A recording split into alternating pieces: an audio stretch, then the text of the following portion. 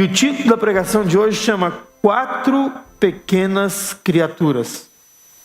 Então nós vamos ler o texto, depois nós vamos ver se a gente consegue ir uma por uma. Vamos lá. Provérbios capítulo 30, versículo 24 até o 28. Há quatro coisas muito pequenas na terra, que porém são mais sábias do que os burros. É isso?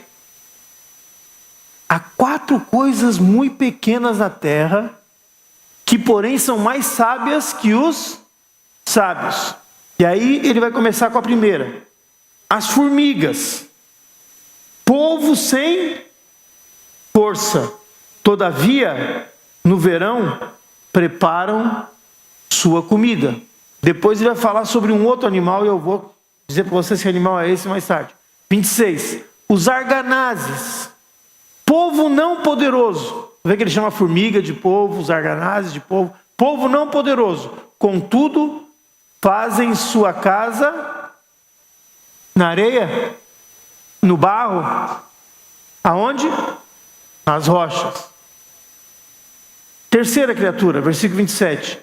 Os gafanhotos não têm rei, contudo marcham todos em bandos, ou seja, em unidade. E versículo 28. O gecko, também eu vou explicar para vocês o que é um gecko, tá? Que se apanha com as mãos, contudo está no palácio dos reis. Vamos começar pela primeira, formiga. Não tem ninguém aqui que não conhece, talvez tu não conheça um arganaz. Talvez tu não saiba o que é um gecko. Mas formiga, quem aqui sabe o que é uma formiga? Todos nós já nos deparamos. Tem vários tipos de formigas. Eu já vi alguns filmes, tem uma formiga na Amazônia, acho que era um Indiana Jones que eu estava vendo. Tem uma formiga lá que quando ela vem, ela devora um ser humano. Ela não, né? Ela e toda a sua gangue. Mas se tu for estudar mais profundamente sobre esse inseto, sobre esse animal, vai entender que são realmente um povo inteligente. Elas vivem em colônias, vivem em grupos. São criaturas que parecem simples, mas são muito complexas, muito organizadas. Dizem os estudiosos, eu nunca entrei num formigueiro para ver, até porque não tem tamanho para isso. Quando eu era muito criança, há muito tempo atrás, teve um filme, Querida, eu encolhi as crianças. Quem lembra desse filme? Vocês são velhos, né? Aí dava para entrar no formigueiro. Mas diz que tem várias divisões dentro de um formigueiro. Diz que tem um local que é só para a rainha colocar os ovos. É tipo um berçário para as formigas. Vocês sabiam disso? Ó, estudiosos aqui, a gente sabia. Eu não sabia. A professora Olívia sabe porque ela dá aula disso. Tem local de armazenamento de comida. Tipo uma despensa. No título, vocês estão vendo que elas estão carregando folhas que dizem os estudiosos que elas podem carregar peso 4 vezes, ou não sei, 90 vezes mais pesados que o corpo dela. Eu não consigo carregar nem meu corpo. Elas conseguem carregar 90 vezes mais. Deixa ali nos arganazes. Então, assim, uma despensa. E existe até uma sala, um local de descanso para as formigas operárias. Viu? Se alguma operária quisesse processar a rainha, não pode, porque tem local de descanso, carteira assinada, tudo mais. E tem algo bem interessante que eu gostaria que vocês prestassem atenção. As formigas, elas constroem aposentos de inverno. Pastor, por que elas constroem esses aposentos de inverno? Porque quando elas vivem nesses países onde neva, onde faz muito frio, chega no inverno, elas não podem vir para buscar alimento. Então, elas vão lá para o fundo, a mais de 15, 20, 25 metros de profundidade, e é lá que elas têm essa organização toda, onde elas têm a dispensa de alimentos. E geralmente Acontece isso em países muito frios, países nórdicos, países onde realmente faz frio e neva do lado de fora. E quem aqui lembra daquela história, acho que era a cigarra e a formiga, lembra? Que a formiga armazenava e a cigarra estava lá só... E depois faltou para a cigarra, né? Tem uma turma antiga aqui. Agora eu quero fazer uma pergunta para ti. Tu já parou para pensar no tamanho do cérebro? Não da formiga, mas do cérebro de uma formiga? Tem que ser muito pequeno. Nós não podemos medir nem com centímetros. Ainda bem que a ciência foi avançando e hoje existe nano. Já ouviram falar em nano? Lá em casa me chamavam de mano, mas tem um nano. Nano é algo que se mede, que eu não consigo nem dizer para vocês, mas é muito pequeno. Não deve dar um nano o cérebro de uma formiga. Mas a Bíblia diz que ela é muito sábia. Você sabia que elas conseguem se comunicar de forma inteligente? Assim como eu estou me comunicando com vocês, elas se comunicam de forma inteligente, através daquelas anteninhas que elas têm. Elas têm tato, quando tocam com as patinhas dela. Elas têm paladar, gostam de um açúcar, de um mel. Não gostam de sal. Não gostam de sabão em pó. Elas têm audição. E dentro desse grupo de formigas, existe um grupo de formigas que é chamado, que são as formigas batedoras. Sabe o que é um batedor no exército? Tem um forte onde existe um exército. E aí o batedor é aquele que vai na frente. Às vezes vão 4, 5 batedores a cavalo para ver se tem um exército inimigo vindo, se tem algum rastro. Então tem as formigas batedoras. As batedoras são aquelas que vão na frente, na tua cozinha. E aí quando elas descobrem que tu não fechou o açucareiro, que tu deixou esparramado, a louça toda ali naquela pia. Lá em casa não acontece isso. O mel aberto. As batedoras pegam e mandam a comunicação pelas antenas para as outras, para as operárias. E aí as operárias vêm e saem carregando nas costinhas dela 90 quilos. Não, 90 vezes o peso dela. 90 quilos acho que é demais, né? Outra coisa interessante que elas fazem é o que a Bíblia diz. Elas armazenam alimentos para os dias de inverno. Veja só o que diz. No verão, preparam o quê? A sua comida. Por quê, pastor? Porque de alguma maneira, naquele seu cérebro nanominiatura, elas compreendem que o inverno está chegando. Elas compreendem que se deixarem para armazenar alimentos amanhã, quando o inverno chegar, pode ser tarde demais. Então, de alguma forma, elas têm um instinto, elas têm essa sabedoria que Salomão declara nesse provérbio, para aproveitar a oportunidade durante o verão, e elas fazem enquanto é tempo. Diga, enquanto é tempo.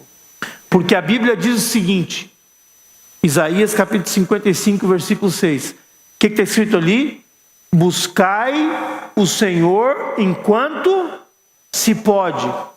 Enquanto se pode achar. Invocai-o enquanto está perto.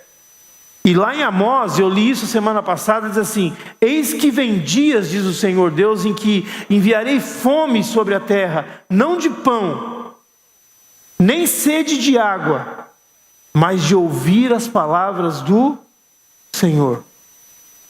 Enquanto nós estávamos cantando aqui, eu estava dando glórias e graças a Deus que a gente pode estar ouvindo a palavra de Deus. Eu recebi um relatório do pessoal que está lá em São Paulo. Uma igreja muito maior do que essa nossa aqui. Creio que deve ter 2.000 membros. E já querem que a gente mande uma data para esse ano para fazer a fase 3. Eu falei, não, espera, volta para casa. o pastor, vai vir o vídeo, agradecendo a nós, a mim e a vocês por ter mandado a equipe para lá. Versículo 12 diz assim: andarão de mar a mar e do norte até o oriente. Correrão por toda parte procurando a palavra do Senhor e não a acharão. O que a palavra de Deus está dizendo e nos ensinando através disso? Está nos dizendo que a formiga, mesmo com o seu cérebro miniatura, tem muito mais sabedoria do que muita gente por aí. Pessoas que não fazem provisão nenhuma para o futuro. Como assim, pastor? Amados, todos nós sabemos que um dia nós vamos morrer. Todos nós sabemos. Porém, muitos são que nem aquela cigarra, entendeu? Que não se preparam para esse dia. E esse dia, o Senhor Jesus disse que vai pegar muitas pessoas de surpresa. O próprio Senhor Jesus avisou que esse dia vai vir como um ladrão. E o ladrão não avisa quando vem, não te telefona: olha, hoje eu vou passar aí para te assaltar. Leiam comigo Lucas capítulo 12. Sabei, porém, isso: se o pai de família soubesse a que hora havia de vir o ladrão, o que diz ali? Vigiaria e não deixaria arrombar a sua casa. Versículo 40. Ficai também vós apercebidos, porque a hora em que não cuidais, o Filho do Homem virá. Então Pedro perguntou: Senhor, proferes essa parábola para nós ou também para todos? Disse o Senhor: quem é, pois, o mordomo fiel e prudente, a quem o Senhor confiará os seus conservos para dar-lhes o sustento ao seu tempo? Quem é fiel a Deus? Em quem Deus pode confiar? Tu vai ficar curtindo a vida, tocando guitarra que nem a cigarra e dizer: um dia eu resolvo as coisas com Deus? Ou depois que Deus abriu os teus olhos? Falamos semana passada, o Evangelho é para abrir os olhos para que possamos pregar a salvação. Quem que é o mordomo fiel? Versículo 43, Jesus diz: bem-aventurado aquele servo a quem o seu Senhor, quando vier, achar fazendo assim. 44, verdadeiramente vos digo que lhe confiará um pouco dos seus bens. Amém? O que está escrito ali? Todos, se você for fiel com o pouco, Ele vai te dar um muito. O que é o pouco, pastor? O pouco é essa vida que nós temos na face da terra. 70, 80 anos e o resto é canseira e enfado. Dói tudo que é articulação. A própria Bíblia diz no Salmo 90, depois dos 80 é canseira e enfado. Hoje eu estava tentando me comunicar com o pai da pastora Márcia. Que idade está teu pai, meu amor? 84. Ele dizia: fala mais alto. Eu tinha que gritar para ele poder ouvir. E é assim. E vai ser assim para todos nós. Não tem volta. E por que as pessoas não se preocupam e não se preparam? A formiga se prepara. E aqui diz que se nós formos fiéis, Ele verdadeiramente vai confiar tudo nas nossas mãos. Versículo 45. Mas se aquele servo pensar assim: o meu Senhor tarda em vir, Ele não vai voltar agora, Jesus não vai voltar hoje. Eu estou olhando a situação do mundo, estou lendo as profecias. Não está na hora do Senhor vir ainda. E passar a espancar os criados e as criadas, a comer, a beber, a embriagar-se. Versículo 46. Virá o Senhor daquele servo em dia em que não está esperando, em que ele não está preparado, e em hora que não sabe, e castigá-lo-á, lançando-lhe a sorte com os infiéis. Aquele servo, porém, preste atenção, que conheceu a vontade do seu Senhor, e não se aprontou, nem fez segundo a sua vontade, será punido com muitos açoites. Não me perguntem como é que vai ser isso aí. Qual é que vai ser a diferença? Talvez essa pessoa seja salva e vai ser só punida com alguns açoites. Eu não sei dizer. Aquele, porém, que não soube a vontade do seu Senhor e fez as coisas dignas de reprovação, levará poucos açoites. Ele não sabia, ele não conhecia a vontade. Você conhece, eu conheço. Então cabe a nós cuidar de nós mesmos em primeiro lugar e depois espalhar o evangelho. Amém? E aí Jesus diz assim: mas aquele a quem muito foi dado, muito lhe será exigido. E aquele a quem muito se confia, muito mais lhe pedirão. Você tem recebido a palavra? Sim ou não? Então presta atenção como tu vive. Presta atenção como tu dá a tua vida, porque às vezes, sério, é melhor então não conhecer, não saber a vontade de Deus, que daí é menos açoite. Está mandando eu não vir na igreja, pastor? Não! Eu estou mandando tu botar em prática aquilo que tu aprende. Amém? Lá em Apocalipse, Jesus diz o seguinte: lembra-te, pois, do que tens recebido e ouvido. Depois Jesus diz o quê? Guarda-o e arrepende-te, porquanto se não vigiares, virei como ladrão, e não conhecerás de modo algum em que hora virei contra ti. E quando eu falo que a formiga se prepara com alimento, eu não estou falando para ti, para estar preparado, para quando você estiver mais velho. É muito bom que você se prepare. Eu estou tentando me preparar. Tenha a sua aposentadoria em mente. Tenha um plano de como tu vai viver. Tenha sim. Se quiser pagar o plano Dirsman, paga. Para não incomodar teus parentes. Já deixa o caixão pago. Faz isso. Mas não é sobre isso que eu estou falando. Eu estou falando para depois do caixão. O momento que vem após o caixão. É o momento onde você vai estar diante do juiz. Lá em Hebreus capítulo 9, a Bíblia diz assim: e assim como aos homens está ordenado morrerem quantas vezes? Uma só vez. Então diga para a pessoa do teu lado: esquece a tal da reencarnação. Pode dizer. Diga, esqueça. Olha para mim e diz assim: esquece o espiritismo. Porque a palavra de Deus diz: cabe ao homem, está ordenado morrer quantas vezes? E depois disso ele vai ser julgado. Assim também Cristo, tendo se oferecido uma única vez para sempre, para tirar os pecados de muitos, aparecerá pela segunda vez sem pecado. Ele vai voltar. Para quem? Para aqueles que estão o aguardando para a salvação. Tem que ter dancinha, né? Quando Jesus vier, se ele vier e me disser: Samir, vem, tá. Lá em Amós capítulo 4 diz assim: portanto assim te farei, ó Israel, e porque isso te farei, o que diz?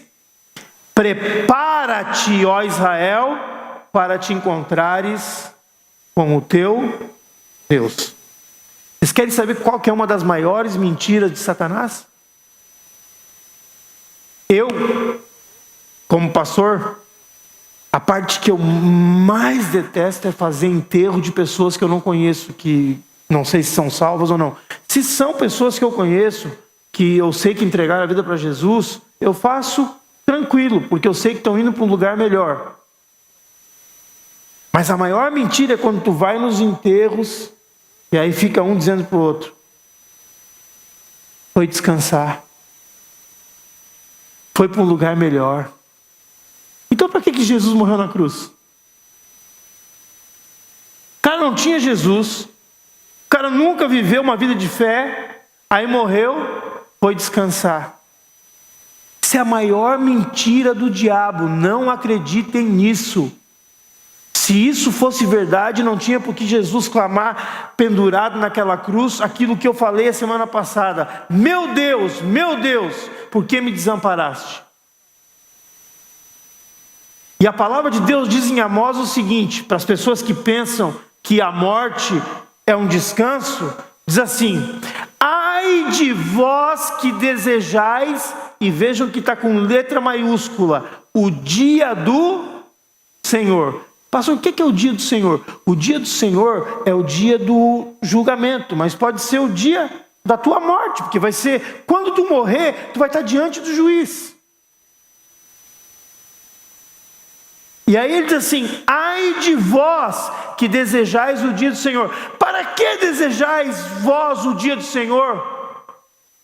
É dia de trevas e não de luz. E aí ele dá uma explicação. É como se o homem estivesse fugindo de um leão. É isso que está escrito ali?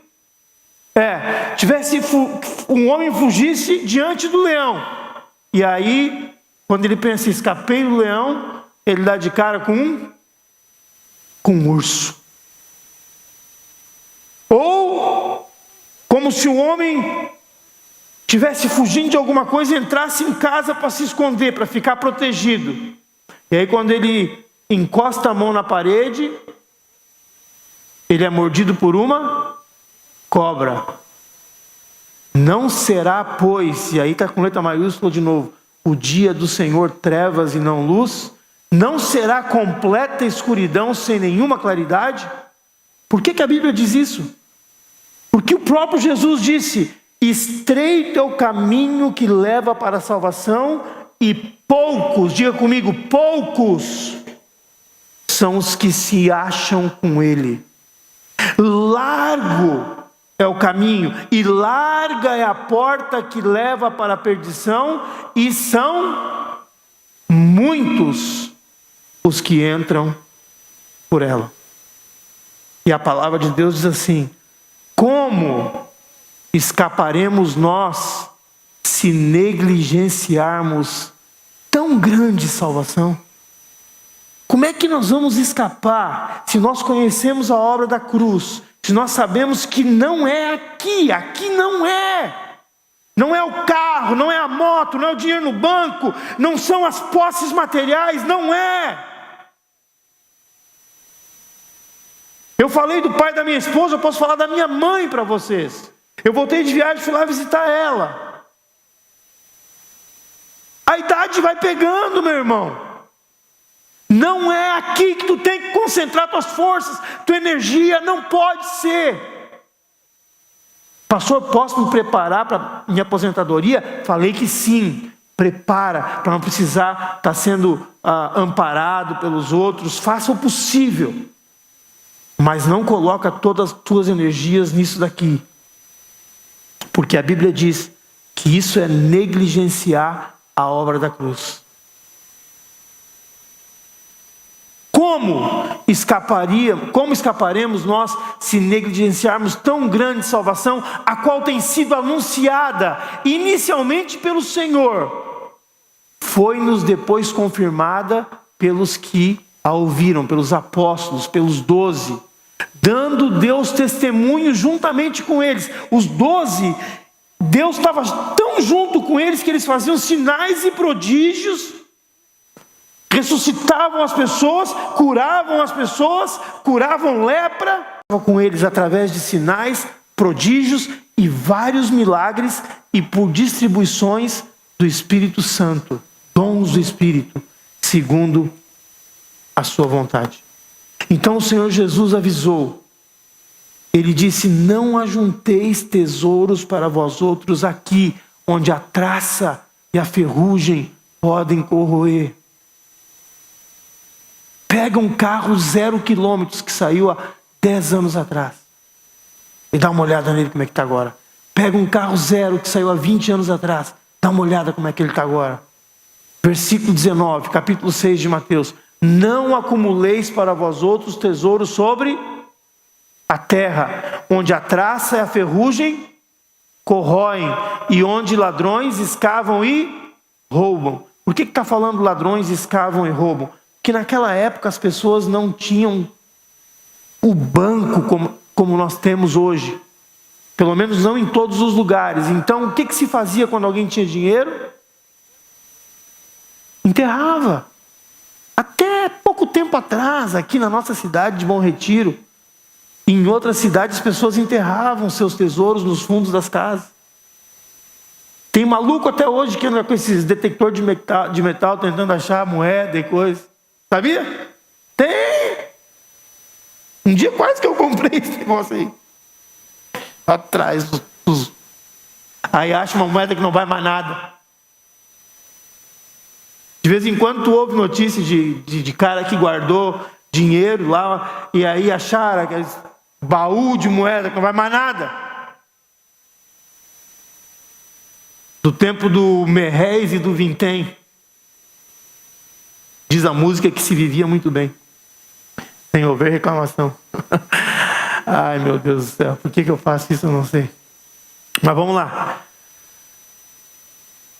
Versículo 20. Mas ajuntai para vós outros tesouros no céu, onde traça nem ferrugem corrói, e onde ladrões não escavam nem roubam. Porque onde está o teu tesouro, aí estará também o teu coração.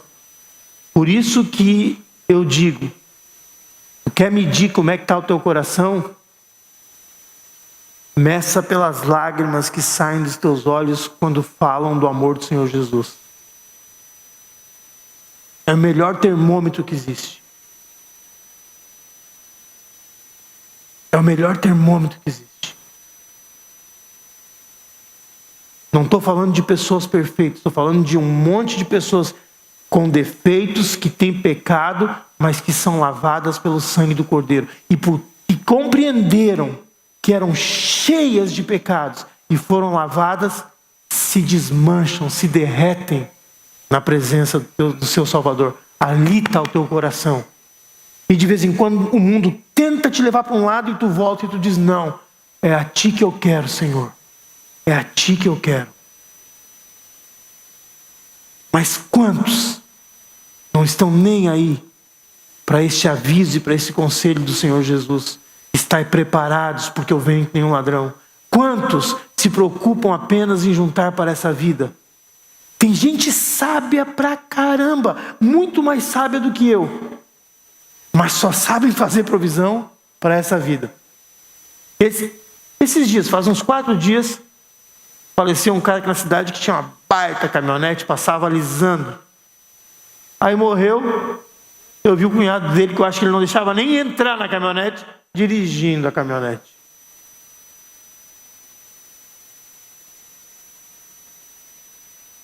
Não ajunteis tesouro nessa terra. Ajunta onde a traça e a ferrugem não pode corroer. Façam que nem as formigas. Sejam sábios, sejam mais sábios que a formiga. Prepara enquanto tem tempo. Eu tenho pessoas na minha família que se prepararam demais, bem demais, para essa vida, para 2, 3, até 4 gerações, se precisar. Mas não estão preparados se a morte vier hoje. Não estão prontos. Lá em Lucas, Jesus diz assim, então lhes recomendou, tende cuidado e guardai-vos de toda e qualquer avareza, porque a vida de um homem não consiste na abundância dos bens que ele possui.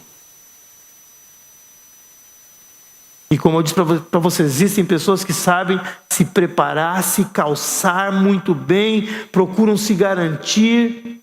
E eu quero dizer para vocês, mais uma vez, não existe nada de errado em te preparar para o teu futuro. Não existe nada de errado em ter investimentos. Mas isso não pode tomar conta do teu coração. Porque onde está o teu tesouro, ali está o teu coração. E sabedoria é se preparar antes para o reino. depois para essas coisas daqui. Não diga assim, primeiro eu vou fazer tudo que eu tenho que fazer e depois eu vou me preparar para o reino de Deus. Não. Deus, quando me chamou, me disse, primeiro tu vende o que tu tem e cuida do meu reino, depois eu cuido de ti. E até hoje tem cuidado. Melhor, inclusive, do que quando eu tinha outras propriedades. Muito melhor. Como eu falei para vocês, de 5 em 5, de 10 em 10, às vezes, nos envelopes. E eu não sei nem há quantos anos a gente está aqui como igreja, mas eu acho que, no mínimo, há uns 15 anos. 15, 16, foi lá por 2013 que nós abrimos oficialmente. Até hoje, graças a Deus, eu nunca precisei pedir para os tesoureiros da igreja 1 centavo de salário. Então tem pessoas que têm sabedoria para as coisas dessa vida, mas não fazem provisão alguma para o futuro que eles sabem que vai ser eterno. Essa é a sabedoria do mundo. E Jesus fala através do apóstolo Paulo, diz assim, porque a sabedoria deste mundo é loucura diante de Deus. Por quanto está escrito, Ele quem Deus apanha os sábios na própria astúcia deles. E outra vez, o Senhor conhece os pensamentos dos sábios, que são pensamentos o quê? Vãos. E Salomão, depois de ter acumulado tudo que podia acumular nessa vida, ele diz assim em Eclesiastes, pelo que aborreci a vida, pois me foi penosa a obra que se faz debaixo do sol. Debaixo do sol significa aqui, na face da terra. Eu fiquei chateado, eu fiquei aborrecido. Eu enjoei dessa vida. E aí ele diz, sim, tudo é o quê? Vaidade, tudo é em vão. Essa é a palavra. E é como se eu estivesse correndo atrás do vento. Então o primeiro animal, a formiga, tem sabedoria suficiente para saber que existe um momento onde é necessário se preparar para o futuro. E nós, dentro de nós, por instinto, nós que sabemos que vamos morrer um dia, temos sabedoria suficiente? Reflete nessa noite. Se tu está te preparando mais para aquilo que pode ser roubado pelo ladrão, pela ferrugem, pela traça, ou se tu está te preparando para as coisas eternas. Vamos para a segunda criatura, os arganazes. Lá em Provérbios, a gente lê o texto, diz assim, os arganazes, povo não poderoso, contudo, fazem a sua casa nas rochas. E aí eu botei para vocês, procurei no dicionário, para vocês saberem o que é um arganaz. É um substantivo masculino. Mas é um pequeno animal que se parece com um esquilo. Alguns chamam de coelho selvagem. Eu tive lá em Israel e vi esse animal. Realmente sim, tocando nas rochas. E eles chamam de... parece um coelhinho selvagem. É entre um esquilo e um coelho. É um animalzinho indefeso.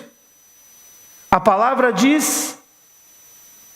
povo não poderoso. E sabendo que não tem força em si só para lutar.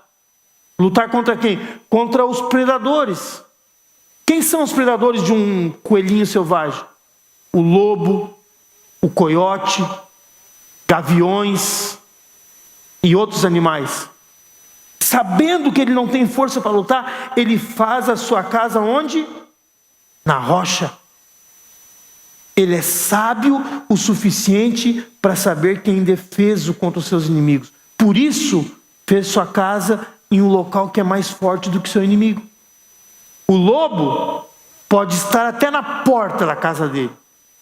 O lobo pode uivar, pode ciscar, tentar abrir um buraco, mas não dá porque é uma rocha. Sabe o que o lobo vai fazer? A única coisa que ele vai fazer as unhas só afiar as unhas ali. tentando entrar na casa desse coelho selvagem. E o que Deus quer nos ensinar, pastor? Com a sabedoria desse animal. Deus quer nos ensinar que se nós tivermos a sabedoria, nós vamos perceber que o inimigo que nós temos que enfrentar é o próprio Satanás. E ele é muito mais poderoso do que nós. Na verdade, sozinhos não temos a mínima chance contra ele. Eu quero que vocês vejam o que aconteceu com alguns judeus que tentaram expulsar os demônios sem ter Jesus no seu coração. Leiam comigo. E alguns judeus, exorcistas ambulantes, tentaram invocar o nome do Senhor Jesus sobre possessos de espíritos malignos, dizendo: esconjuro-vos por Jesus a quem Paulo prega. Os que faziam isso eram 7, digam 7 pessoas. E eu não estou falando isso para me gabar, mas eu já tive que expulsar demônio sozinho, não era eu mais 6. 7 filhos de um judeu chamado Seva. Também, olha o nome do pai, cerveja, sumo sacerdote. Lembrei do Vitor agora. Deus me sacou de aqui para ir para ali. O que é sacou, cara? Deus me tirou, rapaz. Está falando espanhol já. Sacou em português entendeu? Sacou? 7 filhos de um judeu chamado Seva, que era o sumo sacerdote. Versículo número 15. Mas o espírito maligno lhes respondeu para os 7: eu conheço a Jesus e sei quem é Paulo. Preste atenção, não diz os espíritos, era um só demônio. Jesus expulsou legiões de demônios de um homem. Tinha um só dentro do cara. Mas o espírito maligno lhe respondeu: conheço a Jesus e sei quem é Paulo. Mas vós, quem sois? E o possesso do espírito maligno saltou sobre eles, subjugando, significa derrotando a todos, e de tal modo prevaleceu contra eles que, desnudos, ou seja, ficaram peladitos, o diabo arrancou a roupa de todos 7, e feridos, não só pelados, mas todos arranhados, provavelmente, machucados. O que eles tiveram que fazer? Fugir daquela casa. Então Deus, na sua palavra, está nos aconselhando: sejam mais sábios do que esse coelhinho selvagem. Encontrem um lugar de refúgio. Encontrem o Senhor Jesus, que é a rocha da nossa salvação. Lá no Salmo 91 diz assim: o que habita, diga o que habita, o que tem a sua morada, o que faz a sua casa no esconderijo do Altíssimo, com letra maiúscula, e descansa à sombra do Todo-Poderoso, do Onipotente, diz ao seu Senhor: meu refúgio e meu baluarte, meu escudo, Deus meu em quem confio, pois Ele te livrará do laço do passarinheiro e da peste perniciosa. Eu vou ler todo esse salmo para vocês. Cobrir-te-á com as suas penas, e sob suas asas estarás como? Seguro.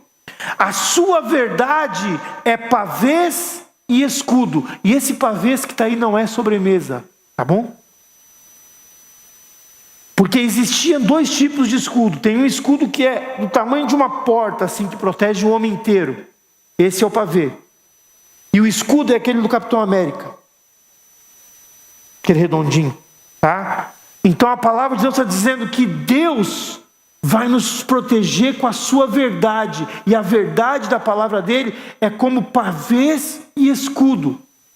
Não te assustarás do terror noturno, nem da seta que voa de dia, nem da peste que se propaga nas trevas, nem da mortandade que assola ao meio-dia.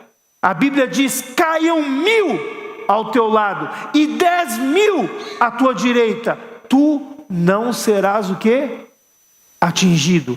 somente com os teus olhos contemplarás e verás o castigo dos ímpios. Por quê? Porque tu disseste: o Senhor é o meu refúgio. Fizeste do Altíssimo a tua morada. Assim como aquele coelhinho fez a sua morada na rocha. Versículo 10: nenhum mal te sucederá, praga nenhuma chegará à tua tenda, porque aos seus anjos dará ordens a teu respeito. Já imaginou? Deus dizendo assim: Samir não é perfeito, Samir hoje pisou na bola, mas Gabriel, manda uma turma lá, porque hoje vai precisar de alguém que segure aquele carro dele, porque aquele pé dele continua pesado. Foi atacado até nos Estados Unidos, sem vergonha. Porque aos seus anjos dará ordens a teu respeito, para que te guardem em todos os teus caminhos. Versículo 12: eles, os anjos, te sustentarão nas suas mãos para não tropeçares em nenhuma pedra. Inclusive Satanás usou esse texto para tentar Jesus, sabiam disso? Lá na tentação do deserto, o diabo pegou esse versículo aí para tentar Jesus. Te atira, porque diz que os anjos vão te segurar. Jesus disse: não tentarás ao Senhor teu Deus.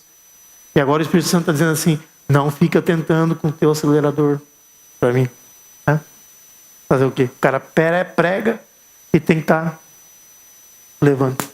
Versículo 13: pisarás o leão e a áspide, calcarás aos pés o leãozinho e a serpente, porque a mim, preste atenção nisso, porque a mim se apegou com amor. Eu falei sobre isso. Tem filhos, quando é que eu falo? Faz 1 ou 2 semanas que eu devo ter falado sobre isso. Tem filhos que são mais apegados aos pais. Quem lembra? Vocês estão lembrados que eu falei sobre isso? Não que a gente tenha preferência por um filho ou outro, mas tem aquele filho que é mais apegado, que não pode nem ver o pai ou a mãe, já chega e já pula no colo e já se agarra. E a Bíblia está dizendo: porque a mim se apegou com amor, eu o livrarei. E eu posso dizer para vocês, amados, eu não sou um homem sem defeitos, pelo contrário, pergunto para minha esposa, ela pode enumerar minhas falhas. Mas desde a minha salvação, desde que eu compreendi o amor de Jesus, tem me apegado a Ele com tanto amor, Ele tem me livrado de tantas coisas. De tantas coisas. Que eu poderia passar a noite inteira contando para vocês de quantas Ele me livrou. De quantas Ele me livrou. Eu o livrarei. Poluei a salvo porque conhece o meu nome. Lá em 1 João capítulo 2, filhinhos. Ele diz assim: filhinhos, vocês estão salvos porque conheceis o seu nome. O nome de Jesus. O nome que nos salva. Versículo 15. Ele me invocará e eu lhe responderei. Na sua angústia eu estarei com ele. Livrá-lo-ei e o glorificarei. Saciá-lo-ei com longevidade. Darei uma longa vida para ele e lhe mostrarei a minha salvação.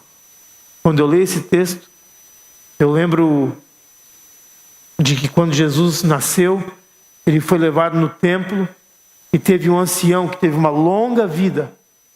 E aí ele pegou Jesus no colo e disse: agora eu já posso morrer, porque os meus olhos viram a tua salvação. E um dia nós vamos ver, frente a frente. Jó um dia disse assim: com os meus olhos eu te verei. Com os meus olhos. Ele disse: eu sei que o meu Redentor vive. Eu sei que o meu Salvador, o meu Redentor vive. E com os meus olhos eu verei a Deus. Se eu não tivesse essa esperança, eu não estava aqui. Com os meus olhos eu vou ver o Deus que me criou, o Deus que soprou vida em mim. E meu desejo é que cada um de vocês tenha essa esperança no coração. E façam a sua casa na rocha. Na rocha. Porque nós não somos páreo para o nosso inimigo. Aquele coelho selvagem não é páreo para o lobo. Não é páreo para um gavião.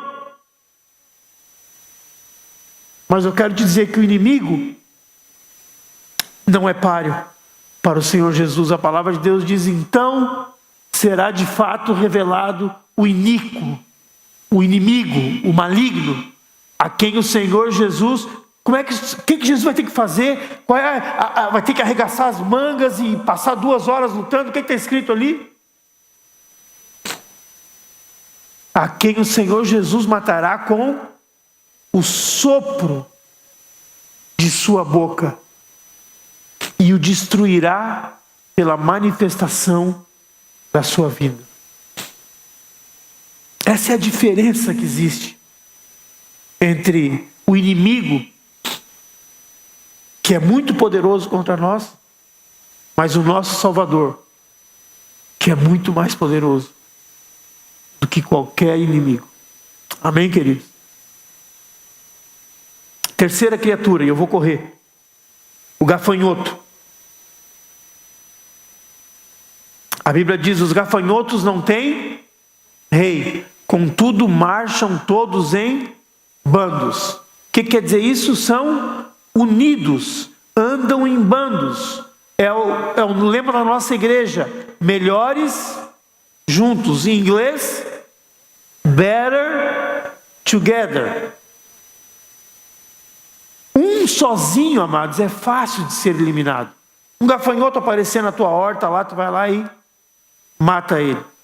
Mas quando vem um bando, eles vêm numa nuvem. A Bíblia diz que pode ser até tão grande a nuvem de gafanhotos que pode escurecer o dia, pode escurecer a luz do sol. E eles podem destruir uma plantação em alguns segundos. E assim eles se vão. Muitos já aprenderam que existe força na união e na unidade. E eu quero te explicar uma coisa. Unidade não significa uniformidade, ou seja, nós somos crentes, temos que ser todos iguais, para usar uniforme, ser tudo igualzinho. Não, cada um tem sua característica, cada um tem sua personalidade, cada um vai receber o seu dom, mas nós podemos usar os nossos dons, justamente porque temos dons diferentes e distintos.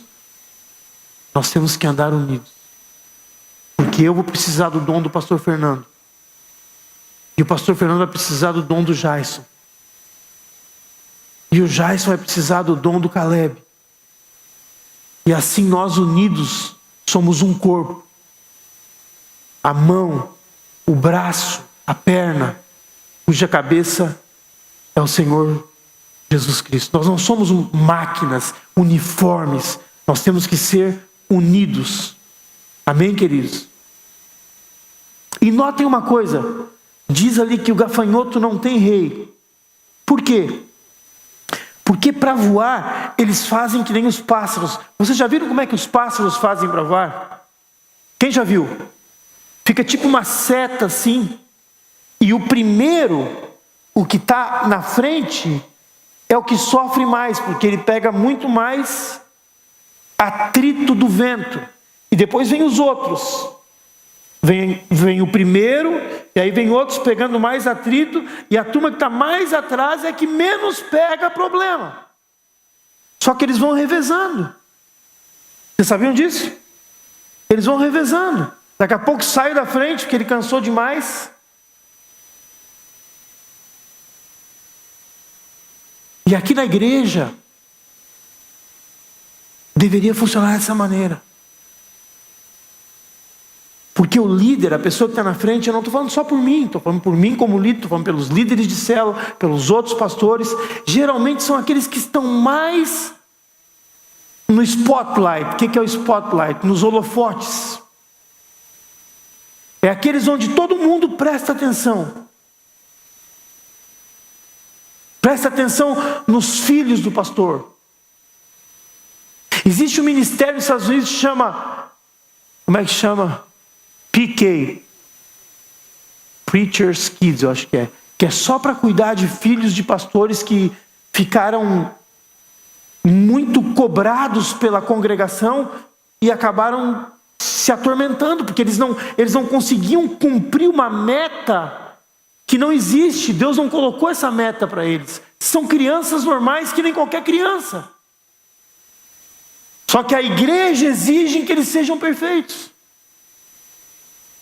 Preacher Kids, é isso que significa o PK. Crianças de pregadores.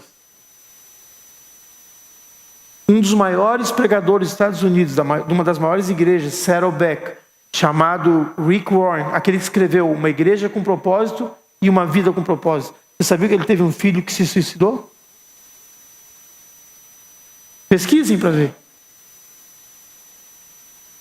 Muita pressão.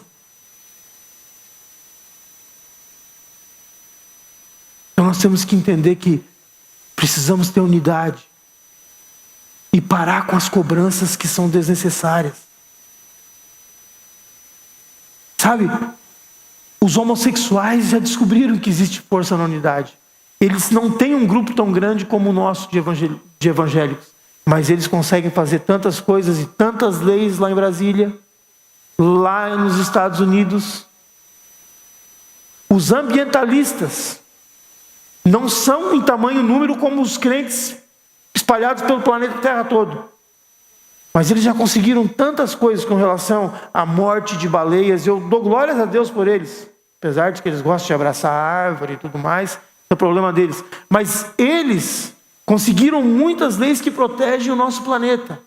E nós, como crentes, nós estamos unidos. O apóstolo Paulo diz assim: rogo-vos, pois eu, o prisioneiro no Senhor. Vou pedir para o louvor já vir subindo, porque minha hora está acabando. 9 horas, vocês que têm crianças lá em cima, pode se sentir livre para ir buscar. O pessoal do café às 9 horas pode já se preparando. Rogo-vos, pois, eu, o prisioneiro no Senhor, que andeis de modo digno da vocação a que fostes chamados, com toda humildade e mansidão, com longanimidade, suportando-vos uns aos outros em amor. E esse suportando-vos não é só dar suporte, é realmente aturar. Porque tem pessoa que é fácil de amar. Tem ou não tem? Pessoa que é uma maravilha, cara. Não tem problema nenhum. Mas tem pessoa que é difícil de amar.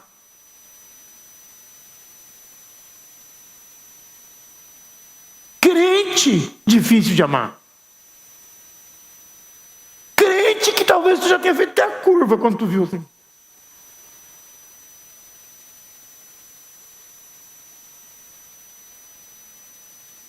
E aqui está dizendo, suportando-vos uns aos outros em amor.